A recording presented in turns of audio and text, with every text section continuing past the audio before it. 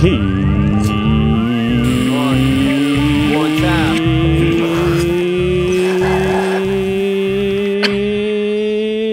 It's 4:20 somewhere, and right now that somewhere is right here. So hello and welcome to the Cannabis Show. My name is Producer Vince, and here's your host, Ricardo Baca. Producer Vince, thank you for that.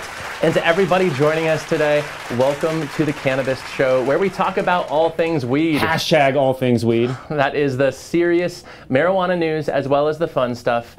In fact, if you pop onto the Cannabist right now, you can read stories about the first ever DEA agent to defect from the administration into the cannabis industry. He does have some inside knowledge, I bet.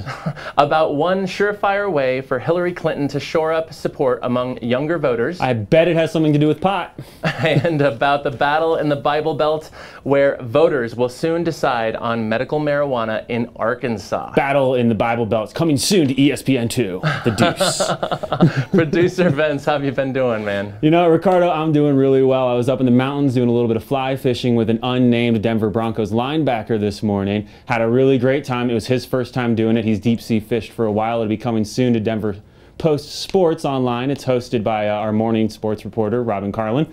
Watch out for that one, y'all. How have you been, Ricardo? Vince, you are a renaissance man. In the morning, you're fly fishing with professional athletes, and then in the afternoon, you're hanging out with me. It's a really good job.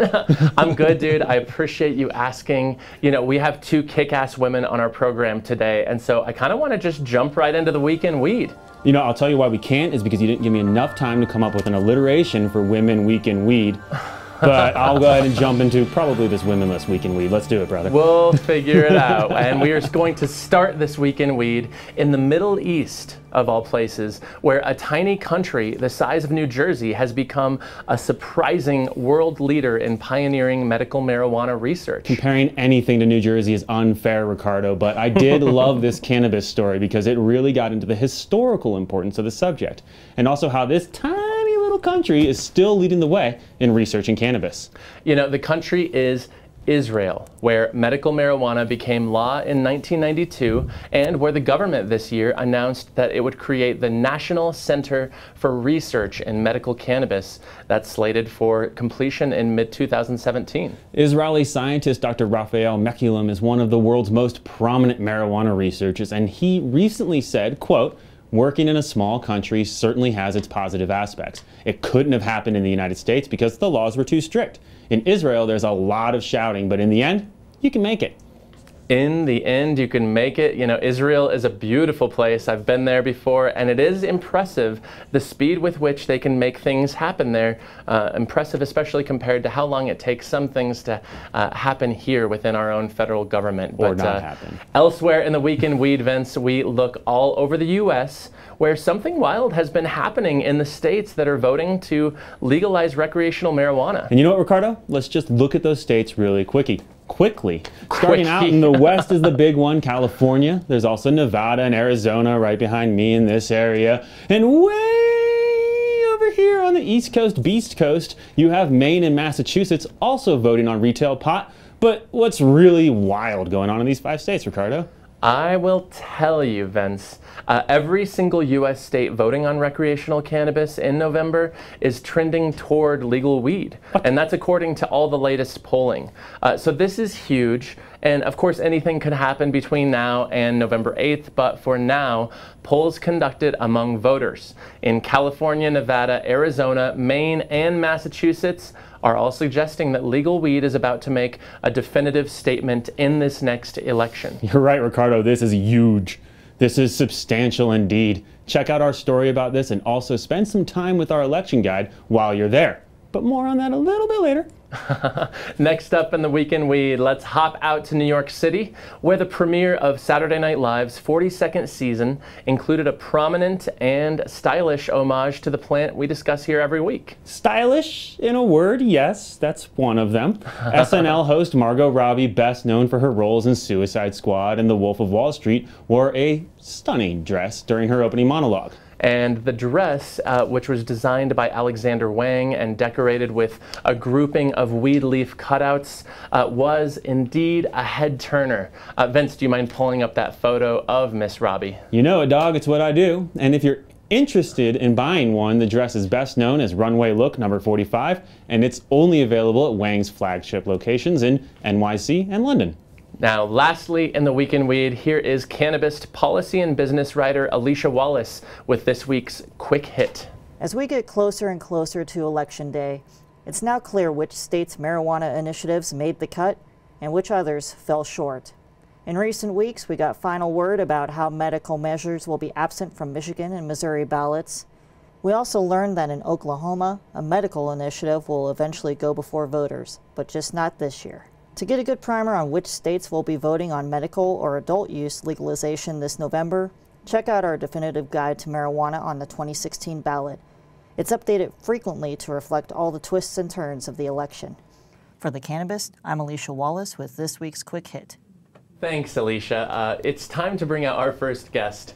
She is one of Colorado's leading educators in the cannabis industry, and today she's making her first appearance on the couch. It is my pleasure to welcome Cannabis Trainers founder, Maureen McNamara, to the Cannabist Show. Hello. Hey, how's it going? Good to see you. Good to see you. You're right. Well. I'm glad. What a treat to be here. What a treat to finally have you out. We've talked about doing this for a little while, and it's your first time. I like it. Speaking of, totally off topic, last time I saw you, we talked about my Irish citizenship. I got an email from the Ireland government today. I'll tell you about it after the show. Some good news, some bad news. It's still happening. Okay, good. Good. Maureen, we start every interview on the Cannabis Show the same exact way. We're really creative in that regard. So where are you at on the indica sativa spectrum? So on that spectrum, I'm going to roll with sativa. Yeah. I like the uplifting. I like the laughter that almost always classically appears with my sativa experiences. I don't need a lot of help with that, but I like it. And I also think laughter is healing. So more of that in the world. Yeah, you know, and I've always been a fan of that. When talking about drugs that make you giggle, yeah, I'm pro those drugs, you know, that's a good time. The amusement. We need more of that. Let's talk about your company, Cannabis Trainers. You guys present one of Colorado's responsible vendor programs. I want you to tell me what those programs are and also what the other educational facets of your business are. I think when I hear that responsible vendor program, I've heard so much about it over the last 3 years. I still don't know exactly what it is. So. Yeah, so the responsible vendor program is not unique to the cannabis industry. Okay. I've been leading responsible vendor courses for about 20 years for other industries as well. Ah. And in 2014, I got to be part of a work group with the Marijuana Enforcement Division to help them design what the curriculum would look like for the responsible vendor program. So the title says a lot. It is about training the sellers of cannabis to sell safely, responsibly, with integrity, professionalism, definitely all about the rules as it pertains to selling. Sure. So our course, Sell Smart, has 5 sections. The first section is all about the legal pieces, the ways we could get in trouble, things we'd like to avoid. Checking IDs when you're selling. We do have a section on checking IDs as well. Oh, okay, There's a whole section on safety and security. There's a section on how to educate our consumers to consume responsibly. And there's also a section on how to handle tricky situations. What's a tricky situation? They happen all the time. So our class is super interactive, and I'll always ask our participants, what have you had to deal with? And so the top 2 things I would say is when people come into shop and they're visiting from out of state, they might ask questions like, is it okay if I, do you think any of the dogs at the airport will smell this if I just pack it in my bag and just haul it back to my home base? And you're like, which airport? And the bud tenders are coached to say, I'm so sorry, that's actually illegal. You may not be aware of that, but what you buy here must stay here. And so if somebody continues to pursue that, oh, I bet you're trained, you have to say things like that, they might refuse the sale. Good. Because it's illegal, and that's an important part. It's part of the Cole Memo. We don't want anything leaving our state that you know, we can do it legally here. The Cole memo being the single most important piece of federal legislation, or guidance at least, in this cannabis conversation. Yeah. So that makes sense. And you know, I have overheard a couple of these conversations. You're at a shop, a busy rec shop, and somebody at the counter next to you is asking, hey, how can I sneak this on the plane? Do they really care? You know, that bud tender can answer any number of ways, but I have been impressed on a number of occasions when they haven't laughed, they haven't found it funny.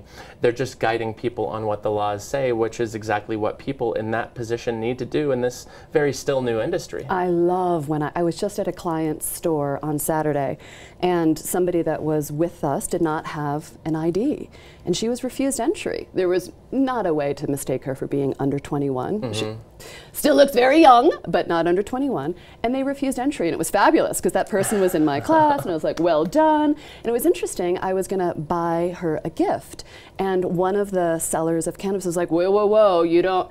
And it was an interesting conversation. I was like, well, as adults, we can gift it to another adult. So I loved that they were on guard with it and were very responsive. That's cool. Yeah. And is this training mandatory by cannabis businesses in Colorado, or no? I'm not aware of this. Colorado has it. The Marijuana Enforcement Division has this as a voluntary training. Okay. Where there's reward. It's a mitigating factor. If a store or someone working in a store got in trouble and they had been trained in responsible vendor, it would be taken into consideration as a mitigating factor and perhaps reduce the violation fees, expenses, possible shutdown. So it is voluntary. I perceive that some local jurisdictions in the future will make it mandatory. Okay. Yeah, the MED really followed their sister, the Liquor Enforcement Division. The Liquor Enforcement Division has had this as a voluntary program for about 14 years. Sure, sure. We had Ron Camerzell on the show last week, speaking of the Department of Revenue, which enforces liquor, marijuana throughout the state, talking about some of the big October 1 changes that just took place here. And I know that you were a part of a new educational campaign that's out there on the internet, helping people understand purchase limits. And your campaign's pretty clever. I want you to share with everybody your easy to remember tool with figuring out how much cannabis we can purchase right now in Colorado. Yeah, it was a mind blower for some people because this new sales equivalency for adult use cannabis was a big change for sales. And let's give people the basics, because it used to be we knew exactly how much flour you could buy. You could buy X amount as a local or tourist, and now it's the same amount. It's that's a pleasing shift. 1 ounce. 1 ounce of the flour. You can purchase that. But then what does that mean for concentrates? What does that mean for edibles? What does it mean for topicals? So we got answers for this. Okay, so let's hear some answers. For years, since January 1st of 2014, it was 1 ounce of flour or its equivalents of infused products. And that, most clients were doing straight math on that. So that was 28,000 milligrams of infused products. And concentrates weren't even mentioned in the rules. So this really needed to be cleaned up. There was a big study that was done last summer, pretty controversial. People feel like the math wasn't, the way it was came together was controversial. It was done by the state, right? Right. Okay. And so now, as of October 1st, an ounce of cannabis flower is equal to 8 grams of concentrate and 10 milligram servings of edibles, or 800 milligrams of infused product. So those are the 3 most common ways people consume flour, concentrate, and infused product. Sure. So when I was teaching this for the last 8 months, getting people ready for October 1st, I saw eyes glaze over and people were overwhelmed. So we created a really simple system using a pie analogy. And the way we love this is that when people order cannabis flower, they typically order in 1/8 or half ounce or 1/4 ounce. Sometimes more unique amounts than that, maybe just but primarily 1/8. That's what people like. And so then with 8 grams of concentrate and 800 milligrams, we divided that up into 8 slices. Every good pizza, unless it's New York style cut, which isn't, what is that? Like square cut weird pizza thing. Yeah, oh, that's Chicago. Is it Chicago? I think so. Renegades there. So 8 slices, and thinking of each slice as a way to purchase. What's helpful about this visual is that when people mix and match, which my bud tenders are telling me that most people don't come in and just buy all flower or all concentrate, they want a couple of vape cartridges and a few infused products. And so this analogy really helps people think about slices.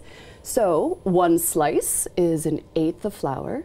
Or a gram of concentrate. Or a gram of concentrate. Or a 100 milligram edible. Exactly. Okay. Exactly. That's very easy. Now what's nice, and I've been coaching our participants on this, is if people are really stressed about this and cranky, they can buy unlimited amounts of topicals, salves, lube, lip balm, all of that. All the lube. Yes. I will take all the lube you have, You sound stressed sir. about this, so let's get you some more lube, or heavenly hash bath, or things like that. I'm a fan. Right, and so we can de-stress these with some sales opportunities with those limitless items that are still THC infused. Well, that's interesting. You and I had drinks probably 3-4 weeks ago, and you hadn't heard back from MED yet on the topicals, so it really isn't a part of that pie. It's just because it's not, there's no psychoactivity involved. They say buy as much as you want. Exactly. Okay.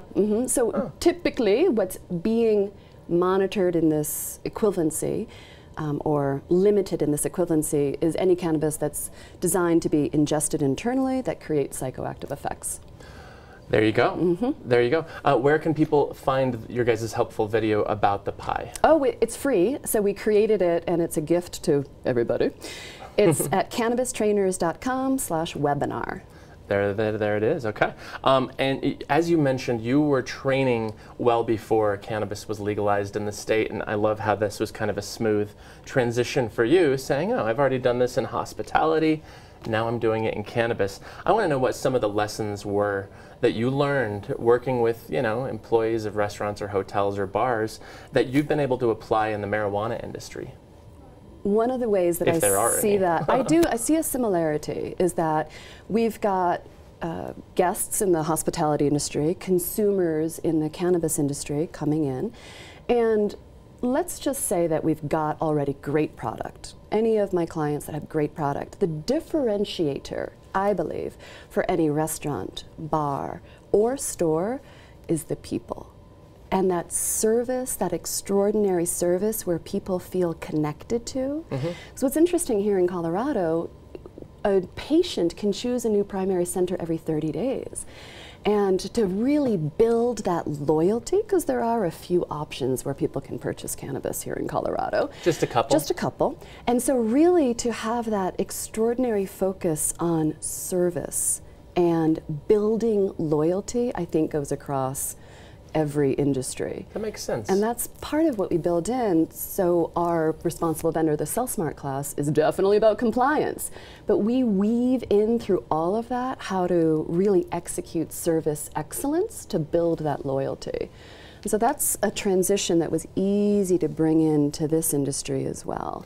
And as you mentioned earlier too, I guess you're going from one regulated space to another where you do have to check IDs for alcohol sales in the state, and it's the same for weed. And one interesting difference is that for alcohol sales, you don't have to card everybody. You just have to make sure you're not selling to minors. Okay. In Colorado for cannabis, everybody, even if a 90-year-old patient is rolling in on a wheelchair with an oxygen tank, an ID must be shown. Must be. That's state law. Must be shown. Oh, wow. Because you never know if it's like Johnny Knoxville in that Bad Grandpa movie and trying to sneak something by you or something. Ron told me last week from MED and Department of Revenue that the 3 years into the sales, this is what we're seeing in terms of the underage compliance checks in marijuana compared to alcohol.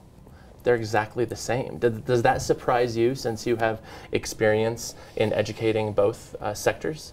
Yeah, it does surprise me. Whenever I'm teaching classes, I ask, does anyone here know of anyone that's been stung or been about to sell to a minor? And I'll tell you, in class at least, we have people saying, like, I stopped somebody.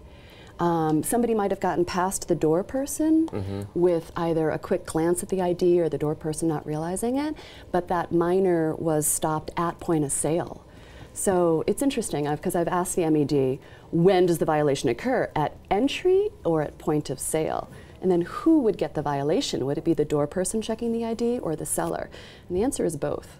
It really could be both. And the business. Right. I think the business is the one that really suffers. Yeah, and I've certainly heard of people that have not paid attention to an ID and have had their badge I call it the license to sell, but their badge, their MED badge, pulled for 3 months, which actually I thought was surprisingly light. But it could be pulled permanently as well. Sure. And then there's fines and possible shutdown, so it's a big deal. Yeah, Ron Camerzal last week was saying it's roughly 95% compliant, and so 1 in 20 non-compliant in both booze and weed. That's an A. I'd love to see it as an A+. Sure. As we're always, people need to have their IDs checked at entry and sale. At least that's what we coach to. That it's surprising because the MED follows the LED's model guidelines on compliance checks. And they're not using fake IDs or borrowed IDs or tampered IDs. These are IDs from a 19-year-old that are vertical. Vertical, not horizontal. And say under 21 on them. Sure. So. Well, we're going to talk about compliance and education more later, but Great. Until then, thank you so much for what joining a pleasure. us. Yes. So fun to have you on the show, Maureen. Now, I want to throw to our very own master of Mota. Of course, that's Professor Pat for this week's entry in the new Cannabist lexicon. Dabbing. See also dabs. The newest activity of the subculture within a subculture, dabbing refers to dropping concentrates onto a hot surface, nail, skillet, etc., and inhaling the resulting vapor via a rig which is usually made of glass and sends the vapor through water. As in, are you kidding me? I'm not going anywhere today. I've been dabbing like crazy. Thank you, Professor Pat. It's always enlightening. Now, our next guest is also making her first appearance on the show, but her day-to-day work resembles mine more than it does Maureen's. So please help me in welcoming from California, the Orange County Register's Brooke Edwards Staggs to the Cannabist Show. Hey, how's it going? Good. Nice to finally meet you. You too. Welcome to the couch. Thank you. I know, welcome to the couch. Your name once a month. Oh, so That's true, yeah. We're always running your stories. We are partners, so Right. we're owned by the same news conglomerate, basically one of the I think the second largest in the U.S., right? yeah, absolutely. Welcome to Colorado. Thank you. So Excited to be excited here. to hear more. Brooke, Spectrum. Indica's over here, you're in the couch. Sativa's over here, you're bouncing off walls. Where are you at? I'm gonna have to pull the I'm a news journalist card and say I'm gonna stay neutral on this Awesome. one for now. You know. can't take sides, Indica or Right. Sativa. You know, you don't want to show favoritism. Right. I got We're not a covered. rec state yet. You know, we'll I see know. what happens. But, so, yeah, we yeah. will see what happens. In fact, that is what we want to talk about with you first. Yeah. Obviously, Vince and I were talking earlier about these polls. Crazy, right? Right. Yeah. You work for the Orange County Register, our partner paper, and you guys did your own poll on Proposition 64, California's recreational initiative out there. Tell me what you and your colleagues found in this polling. So ours came in at 52%, so still obviously passing, but it was 50, actually 52% support. Support, Okay. correct, yeah. That was actually one of the lowest I've seen. They've been pretty consistently pulling around 60%. 60%, yeah, really? some of the really reliable, like the Public Policy Institute of California Fields poll, have been pretty consistent at 60%, and it's been that way going back to the spring. It hasn't really shifted much, even though some of the negative ads have started to come out and things like that. You might expect to see it slide, and so far it hasn't. So. And so inside the newsroom, how are you all approaching this? I mean, now more and more, it's looking like recreational is an inevitability in California's near future. It is, yeah, and I'm sure you can relate to this. I mean, up until February, we had all just been reporting on cannabis as it popped up on our beats. I used to be a city reporter. Sure. If my city was going to, decide whether to allow medical shops or something, I would write about that in my city. But as of February, our editor at the time realized, kind of saw the writing on the wall. And that's when he decided to have me focus fully on covering cannabis. And so I've been doing that ever since. Since February of since this February. year. Okay, cool. And so my stories have been running across, we have actually 11 papers in Southern California. So the Orange County Register is the biggest, but we also have the Los Angeles Daily News, the Long Beach Press Telegram, the Press Enterprise. And so these stories have been covering all of Southern California, basically, and running across all of those papers, and as well as on the Cannabist. As well as on the Cannabist, yeah. So that's how we've been approaching it since then. And I mean, depending on what happens in November, I'm assuming I might get some help in covering this as it starts to pick up. But we're hoping so. Yeah, I was a big fan of your piece on Lori Ajax, who's the top regulator out there in California, kind of heading up your marijuana enforcement. She has a pretty amazing task in front of her. She does, yeah. So I mean, we were the first medical state, obviously, 20 years ago this year, and so we have a very entrenched market that's been, it's been the wild, wild west, is what most people have said, ever since then. And the governor just signed into law last October this comprehensive medical set of regulations that are really going to try to put a handle on all of that and have a licensing system, and we haven't had that up until now. And so, but even then, that's not going to take root until what, 2018? Right. Yeah. I mean, they've started rolling some of the regulations out now, but the first licenses aren't expected to be issued until 2018. Okay. So Lori Ajax, she was brought over actually from alcohol enforcement. Again, and so, learning from their pals there are some over. similarities, definitely. But she is diving in and creating this whole licensing system, and so that it's right now it's medical cannabis. Obviously, if our rec passes, it will be just Cannabis Bureau, and so she'll be in charge of both. It's going to be fascinating. I mean, watching what Colorado is doing at the same time as Washington, right? But Washington had an unregulated medical space. Colorado had a regulated medical space. And we beat them by 6 months. Right. I think because we had a lot of these regulations in place. At least that's what I've heard from some of the officials who did it. But it'll be a blast covering it. And I'm glad that we have your writing on our site weekly. So thanks for that. I'm very glad to help. You've been writing a lot lately on the financials of California, Pat. So I want to start with this. Why is it so difficult to realize where all the funding is coming to fund this battle over legalization in California? You've looked and looked, and it's not easy to nail down. Yeah, I mean, you can read one news report one day that says one number and a different number the next day, and there's a lot of different factors. I mean, some of it is at the federal level. I mean, most of us know the Citizens United controversial court decision opened the way for these super PACs, to spend vast amounts of money, and made it really hard to trace. If they're doing that funding through a nonprofit, it's really hard to trace. They don't have to disclose where that money originally came from. And so there's some of that at play, because there's definitely money flowing into this initiative from outside of California, from some of these big groups. Obviously, we're a key player for this. So there's a lot of money coming in that way. And then it's funny, ironically, California, we have some of the most strict disclosure laws in the state or in the nation. And so because of that, they have to constantly file these reports on how much money they've collected and spent, and the system, our website, to display that information is very outdated. They actually are trying to update it. But so it makes it difficult to tell when this money came in and who it came from, and keep track. Some of the things overlap, and so it's a combination of factors, but it can make it tricky. Yeah, definitely. That's unfortunate, especially on something like this. It's so satisfying on a big ballot initiative to be able to go out and determine who the individuals and corporations are who are funding each side of the effort. Right, yeah. What do we know in terms of who's raising more?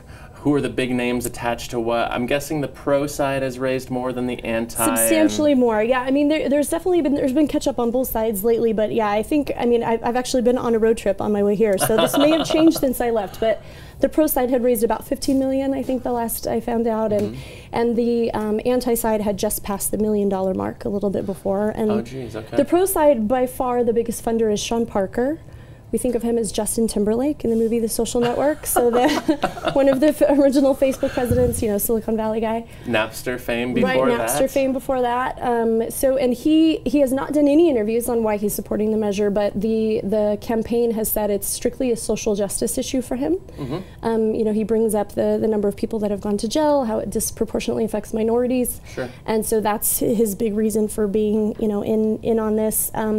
They say he does not have any financial interest in the industry and doesn't ever plan to. The research we've done, we haven't been able to find any indication of that. So it seems like it really is. I mean, he does a lot of, he's been doing a lot of stuff with his foundation for health causes and stuff like that. So this just seems to be one of those ones that he finds, really important. He's given more than half of the money to the pro campaign. More than half? More than half, yeah. Like more than 7.5 right. million? Yeah, oh, jeez. So it's a big amount. And then the other biggest funders are some big social justice, the Drug Policy Action Group. Which is associated with Drug Policy Alliance. Drug Policy Alliance, right. So these, and some of these other social justice groups has been, you know, a big pro side. And then the anti side, Smart Approaches to Marijuana, SAM. Project SAM, sure. Yeah. We've so had they've Kevin been funding on the show before. Okay, good. Yeah, so they've been funding measures, you know, fighting the measures all over the country, and they're definitely pouring a lot right now into fighting the California measure. They've been the biggest. There's also a lot of donations coming in from public safety groups. They've been smaller. They don't have a lot of money. You know, that's the problem. Is so like even though they're correctional industries groups and jail law groups, enforcement. public safety, law enforcement. Yeah. Okay. Those have been the biggest kind of anti, and then a little bit from some of the medical community. The medical community has been split. Some are endorsing, some groups are endorsing, and like California Medical Association is endorsing, and then the hospital group is opposing. So there's some division there still. There's still division on this subject, right? Yeah. And that's what makes it such a compelling beat. Right. You and I, how fortunate are we that this is what we do on a full-time basis? Yeah, it's a fun one. One thing I didn't ask you about, but I am curious. I think a lot of people in Colorado are very curious about Gavin Newsom. Lieutenant Governor of California, probably the state's next governor, many are saying. Right. Very pro Proposition 64. He is. What do you know about him? Why is this important He to came him? to our office a couple weeks back to speak to us about his support for this, and he's also supporting a measure to further regulate gun control and ammunition. Those are the two big ones that he's out about right now. So he says very openly that he does not like marijuana. He doesn't want his kids to have access to it, and so he thinks legalizing it will make for a more regulated system. He, also brings up the social justice issue. So yeah, he's been out there big as probably the biggest face and voice of the pro campaign, even though, like I said, he doesn't like marijuana, and he said that really openly. Fascinating, so, yeah. Okay. Well, back to the finances, because as you wrote, legal recreational weed in California could make for an estimated $1 billion in taxes. Right. And that's alone, just pot taxes. So you've looked into these taxes extensively, what they could mean if Prop 64 passes. Tell us where these revenues might be going inside the state. Sure. So our initiative is 62 pages long. It's a really detailed one. So there's a good number of pages devoted to breaking down exactly where all of the money will go. There's certain flat dollar amounts off the top that go to studying the medical benefits, to studying. Oh yeah. Yeah, studying the impact of legalization. And those go to that Cannabis Institute, which is inside UCSD? UC San Diego, yeah. Okay. And then some of the other money could go to some of the other universities. But yeah, a lot of research. Also, our California Highway Patrol to study measures for drug driving. So that's obviously been a controversial issue. Yeah, our measure does not include any type of minimum threshold for impairment. I think yours does, right? We do. Yeah, so ours doesn't have that, which has been a bit of a point of contention too. So there's money, but the pro side, their contention is that there isn't a good measure. It's not a good measure to just say you have this much in your blood to really tell if someone's impaired because of how long it stays in your system. And so they're going to throw a bunch of money at trying to find a better way to test for that. So there's some of those smaller dollar amounts, and then the biggest amount is some percentages that go to communities that have been impacted by the war on drugs. So, and then to educate youth, so after school programs and like substance abuse prevention and things like that. And probably ad campaigns like we have here. Yeah, I'm sure, yeah. And then more money to CHP, and they can actually break it down and give it to some local communities. If they choose to allow cannabis businesses in their boundaries, they can apply for grants for extra help for their public safety, fire, things like that.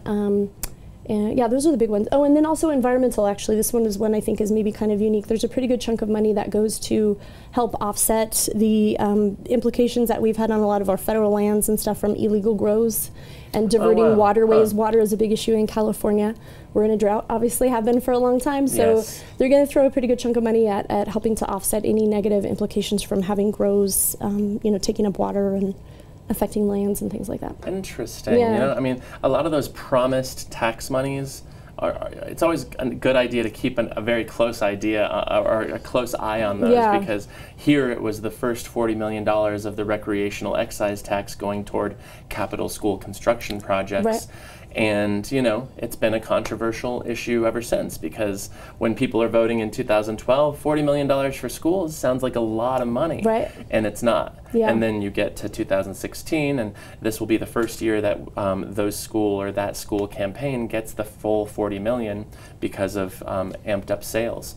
And now people are like saying, well, it should be more money, but ultimately that's what we voted on. So I can't wait to have this conversation with you three years down the line and say, okay, how do Californians feel now, depending on what happens in November? Right. Yeah, it's a good thing to look at. And that the school issue has been, you know, a point of contention also, that there is no money, you know, dedicated off the top to schools, or to, a lot of people like to say, well, all that tax money, we're going to have new schools and roads and all these things. None of the money specifically goes toward that. You know, there's obviously opportunities for local cities if they impose their own taxes, or if they have a boost in, you know, regular sales tax, to get that money back to do some of those kinds of things. But it's not like a certain percentage of that $1 billion is going to build new schools or roads or things like that. And so that's kind of interesting. But the campaign to legalize says that's done for a reason, because they don't want to incentivize communities to depend on pot money to keep their schools operating and to pave their roads and encourage more use, because that, you know, they'll get more money from that. Sure. So, yeah, that's been the spin's always interesting when you're talking to each side of any campaign like this. I want to bring Maureen back into the conversation, because I love having the three of us here, because in many ways we're all educators, right? I mean, Maureen, you're educating the industry directly, and Brooke and I are hopefully educating everybody who chooses to read us. I think cannabis education is a fascinating issue, and it's something that Vince and I talk on the show all the time. But considering like where cannabis education was when we were children, you know, Just Say No and Dare. Maureen, let's start with you. When it comes to cannabis, are we, as a public, more or less educated about marijuana than we were 10, 20 years ago? I declare more. Yeah. So for me, my biggest awareness of drug education growing up was the cast iron skillet and the eggs frying in it. That is what I saw. Quintessential pop culture, Yes. This is your brain on drugs, right? Yep. And I had no awareness of cannabis being a contribution to health and wellness. And so for me, even in the last several years, the awareness that cannabis can really be a contribution to our wellness is certainly way up. And even my parents, who definitely grew up with the drugs are bad and wrong, are now curious, not willing to dabble. They wouldn't know what to say to your indica sativa question. They'd be like, I don't know. What is this? But I'm able to share information. And so I think we're on the right upswing of educating people to the value and benefits of cannabis. Well, we're learning about the efficacy, but we're also learning about its harms, right? Because a lot of what we were taught as children about what the harms are associated with this have flat out been proven wrong. And granted, there's still more that we don't know than what we do. But I remember that moment that I had when I first started on this beat in 2014. And recognizing, wow, I was just flat out lied to by everybody, wasn't I? And granted, you're a teenager, you shouldn't be getting high. No, bad for the developing brain. Still, have some real talk with these teens, with these youths, because if you're lying to them, that's not going to end up well. Right. Brooke, what are your thoughts on the education on the harms, on the efficacy? Are we in a better place as a society in terms of just understanding this better than we were, or are we in a worse place? What do you think? Yeah, I mean, I think with California's long experience with medical, marijuana, I think it's very widely accepted that it has medicinal value. It would be hard to find, somebody, at least in California, that doesn't see that. Almost everyone has known somebody that's had cancer, different things, and has seen the benefits from that. Sure. So that isn't really disputed, too much, I would say. But so that's come a long way, I think. But in terms, like you said, some of the other things, like the risks and, for how it works with recreational use and stuff, I think there is still a lot of misperception and confusion and stuff out there. I think it's further than it used to be, but I think there's still a long ways to go. Yeah, I agree. I think we have made strides. And granted, we need research. Research is a whole other issue. Right. We don't have the hours it would take to get into it. But, with more California money going toward researching this, I know California gave, 10, 11 million years ago to the UCSD Institute, and Colorado just last year gave 8 to 9 million to research the efficacy. So hopefully we're going to know a lot a lot more about Right. this in the future, because it's important stuff, right? Agreed. Definitely. Yeah. Ladies, it's time for the quiz. Hot quiz. There's a ringer here on the couch Oh, with me. know, but hey, I you gotta know, stretch stretch out. yourself. Yeah, So stretch I out would for this. stretch, I would get ready, do what you need to do. I do am competitive, but I also, you know, I don't do those I mental don't have my computer in gymnastics. front of me. Google it. Yeah.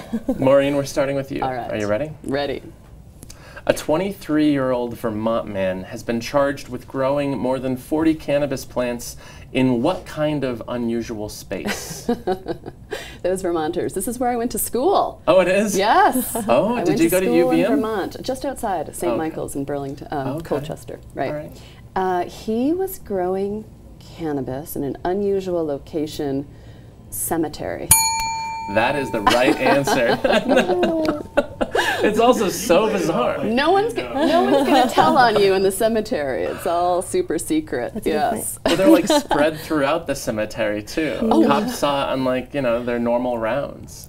So weird. That's strange. What brought that guy to a cemetery to grow Right. weed? It's like, of all places. Anyway, good work. Brooke, you ready? I'm ready. Voters in what U.S. state will not be voting on medical marijuana in November, even though their initiative is already assured a spot on a ballot in the very near future? Oh, shoot. So this state is not one of the 9 that will Right. be voting. I want to say it starts with an M. One of those M states. Missouri? That's a good guess, but no. No. Maureen for the steal. All You can right. steal this point. What if I just want her to get a point? Can I whisper the answer? Teamwork. We'll teamwork it out here. All right. I think I know this. They got it on the ballot, but not for this November. Oh, is it Oklahoma? It is Oklahoma. Yeah, there was drama with the wording, and it got yanked from this ballot. They're assured a space on the 2018 ballot, a midterm, but the organizers, the pro-legalization organizers, want a special election for this issue, which would cost the taxpayers more than $1 million next year. We'll see what happens. But yeah, Oklahoma. Go Oklahoma. And what do you guys think? All Nice. this action in the South, It's in the American fantastic. South, the Yeah. Bible Belt. I mean, Arkansas has 2 measures, 2 medical marijuana measures on the ballot. This is a very wild time. It It's is. pleasing for sure. Maureen, next question for you. Marijuana taxes in Colorado will now go toward the prevention of what oppressive activity often found in schools? Ooh. Oppressive activity found in. Oh, yes. No more bullying. Bullying prevention. Bullying prevention. Jeez, Maureen, you're on a I tear, woman. Okay. Yes, it is bullying. That's a great way to spend that money. At least one municipality here in Colorado is putting this money into the schools. I think it's actually the state. The state is putting the money, giving it to individual grants, and they're putting fabulous. it out there. So That's great. hopefully it'll make a difference. Brooke, last question for you. The California one? I know. This is a federal one. Okay. Name the pro-legalization business magnate who is Hillary Clinton's biggest billionaire backer. Is that Soros? Soros is the right answer. Nicely yes. done, Brooke. Also, I'm going to nice, give you a high five on Oh, that yeah. one. nice Well work done. with the Jeopardy answer. Yes. Oh, what Who is is Soros? In I the form of may a watch that question. show sometime. And he's actually been funneling money into our measure also to support. That's one of those ones that you have to kind of trace, but it is there. So Sure, Yeah. sure. And he is, I'm guessing, somewhat mostly responsible for the DPA, isn't he? Right, yeah. I know he funds that Yeah, yeah. organization pretty heavily. Good work, ladies. And also, Thank you. great conversation.